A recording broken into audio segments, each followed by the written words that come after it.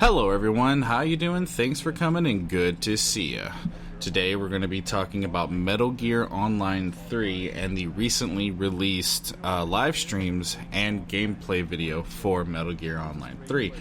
Now I've got a couple of notes here. I'm just going to go down the list while this video plays in the background. If you want to see the original video, the link will be in the description below and you can just check it out, and I hope you guys enjoy it. It was quite fun. The first thing I want to address is I don't understand why people are so upset over this. It seems a little strange that some of these people are so damn upset over something like Metal Gear Online.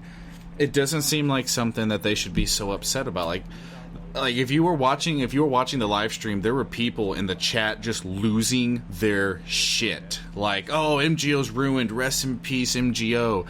Oh, it's run and gun, it's Call of Duty, it's Call of Duty. Like, they were just losing the shit, and I don't understand this. Because when I was watching it, I was going, wow, this looks awesome. This looks like MGO 2. It's been tweaked and changed, obviously, but if you didn't already expect that, then honestly, you're a damn fool.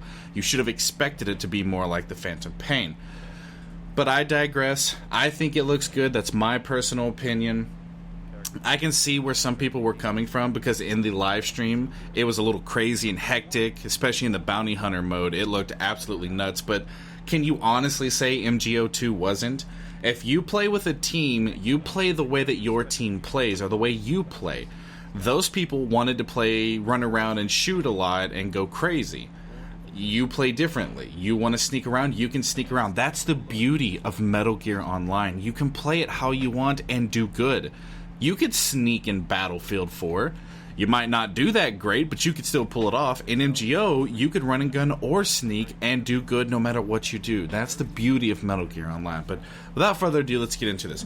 So I'm going to go down my list. These are a few things that I noticed, or that I may or may not have a problem with, or that I like or don't like, yada yada yada. So the first thing on my list here is stealth is not completely invisible. When I first watched it, this annoyed the absolute shit out of me, because I'm like, you can see this. You know, and if you were an MGO2 vet like me, you got used to seeing footsteps. You got used to seeing a little dust trail or a floating knife. But now you can see the outline of the person. But the problem is, I don't know if you can really see it if they're sitting still, but I know you can see it when they're moving. So you're going to have to crawl slowly in the shadows, be still if you want to actually stay hidden. Now, the next thing on my list, weapons don't show in stealth. So for example, like when they stealth and they aim their gun, it doesn't show it. So it's actually going to be a mixture of easier and harder depending on your gameplay style. But I'm hoping the stealth isn't too easy to see. Like, I'm just worried about that. But I think they'll do a good job of balancing it out. Now, further down my list is something that belongs at the top. I was just writing this as I was going along. But I noticed at one point they were using what looked like they were using night vision goggles in Cloak and Dagger, which Cloak and Dagger is the new Team Sneak game mode. It's exactly the same. The thing that bugged me is, I remember, I don't know if this was Cloak and Dagger. It could have been the bounty hunter mode, but there was someone using stealth in like a river. You couldn't see him. You could see the trail leading to him when he shot, but you could not see him. He was very well hidden. And you also couldn't mark him when he was stealthed. I like that. The thing that really annoyed me is, as he was looking through his binoculars, he turned on his night vision, spotted the invisible guy, turned it off, and then shot him in the head. Now this just boggles my mind. If this isn't Cloak and Dagger, it's broken. It's absolutely stupid, it's broken, and it will ruin Team Sneak or Cloak and Dagger in Metal Gear Online 3. But I have a theory about this. There's either two things that they did to balance it, or they could do to balance it. First off, no night vision goggles in Cloak and Dagger. Period. If this is how it is. But here's my second theory. The idea is that there are two types of stealth camouflage. There's the type of stealth camouflage you get outside of Cloak and Dagger, which is called camouflage, or no, it's called Stealth PP, which stands for Stealth Prototype, I believe, something like that. Anyway, the thing that I'm thinking is that if you are using Stealth PP, it sounds weird when I say it out loud, but if you're using the Prototype stealth, you can be seen through Like, you can be seen with night vision goggles. If you're using the actual stealth camouflage that gives you infinite stealth that you use in Cloak and Dagger, the team sneak mode, then you cannot be seen with night vision goggles because it's a higher level, it's infinite, and it blocks out the thermal from the night vision goggles. Now, that's my thoughts on it. But if this is an actual thing and you can be seen with night vision goggles in Team Sneak, it's broken. Because then the stealth team that only has a pistol and CQC to defend themselves, and I suppose grenades too, but still, I don't know, it boggles my mind. And that brings me up to another thing. The time to kill is very, very fast. Is that right? Time to kill is fast. You kill people very, very fast in MGO. Like, there were people getting taken out super quick, like it was absolutely nothing. So without being completely stealthed and having to move slowly, you can be killed so easily. It's nothing. And that brings me to another thing. CQC knocks out instantly now. It looks a bit broken at first because like I said, I'm an MGO2 veteran. CQC was never supposed to be this powerful. But in this game mode, it is. So I can see a lot of people diving around the map, CQCing people, because it's an instant win. It's exactly what it is. And that diving replaces the cardboard box pop in and out, which is hilarious. Also, it looked like the cardboard box is based off of your stance. There's one part where Ocelot puts the box on his head when he's standing up and then takes it off instantly, so it looks like it's a much more fast-paced, because in the Phantom Pain it was absolutely slow as hell. So it looks like that's a little more fast-paced for the idea of a competitive game mode. Let's see, what else? Your character has a class now. I noticed that. So when you create a character, you pick a class. Think Destiny is the most recent game to mind. And your character is stuck with this class. So when you create your character, be careful and pick the class you really want to have.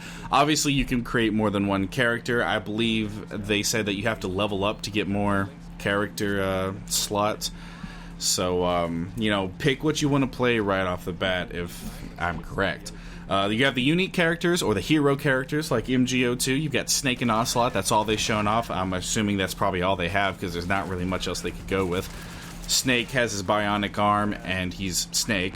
And Ocelot has ricocheting bullets, which that's going to be hell to deal with. But it looks fun. It adds variety. It'll be cool. They're hero classes. They're supposed to be badass. Next up, we have the cool character customization. In fact, that should be just plain awesome character customization. I love the fact that you're going to be able to pick your face, your hairstyle, your hair color, beards, yada yada, all of that stuff. Like the beginning of the Phantom Pain, that I like that. I really like that. You can finally make a character that's more unique to you instead of picking from 8 different heads that were all pre-made from MGO2. Making everyone look alike. Now we can finally differentiate ourselves from one another, and I really like that. The buddy system is awesome. You salute someone, and it tags you as your buddy. You can spawn on them and teleport to them if you leveled up the buddy meter enough, which is really, really cool. You can see who they're aiming at, things like that. And if your buddy is caught and interrogated, he will not give your position up. I do like that. It's a cool system. The codecs are back, but we already knew that. They sounded good. They have the traditional go, go, go that everybody got so annoyed hearing because everyone spammed it at the beginning, but it was a lot of fun. Let's see, they showed off 2 modes, Bounty Hunter and Cloak and Dagger. Bounty Hunter being team deathmatch, but with a cool twist. The player with the highest kill streak essentially has a bounty on them, and if you Fulton them, you have to knock them out and Fulton them, all of their bounty. So if they've killed 10 people, they have a plus 10 bounty. That plus 10, if you Fulton them, goes to your ticket counter and raises you up plus 10. So I could see a lot of these matches running out on the time limit, just who has the highest the ticket count. And one last thing that I really noticed, weapons look incredibly accurate. Like, if you played the Phantom Pain, you know if you shoot more than 3 or 4 bullets, your bullets are going to start flying around and hitting random shit in the background. In these videos, I'm noticing they are spraying considerably. When I say spray, I just mean they're having a lot of continuous fire, and they're hitting pretty accurately. But I suppose that's to be expected. It's supposed to be more competitive, and if you've played the FOB system, It's kind of fun, but when you go up against someone else, 9 times out of 10, shotguns win, or a rocket launcher, because your accuracy is so shit you can't hit them. It becomes absolutely ridiculous. So I'm glad to see that they addressed problems like that in the new Metal Gear Online. I am super hyped about it. Let me know what you guys think. As always, I hope you have a wonderful day. I hope this video was helpful to you, and make sure you watch the original. The description, or the link will be in the description below. So, you know, if you like this video, hit the like button, and if you want more, subscribe. Thank you, everyone. I hope you guys have a great one, and I will see you in the next one.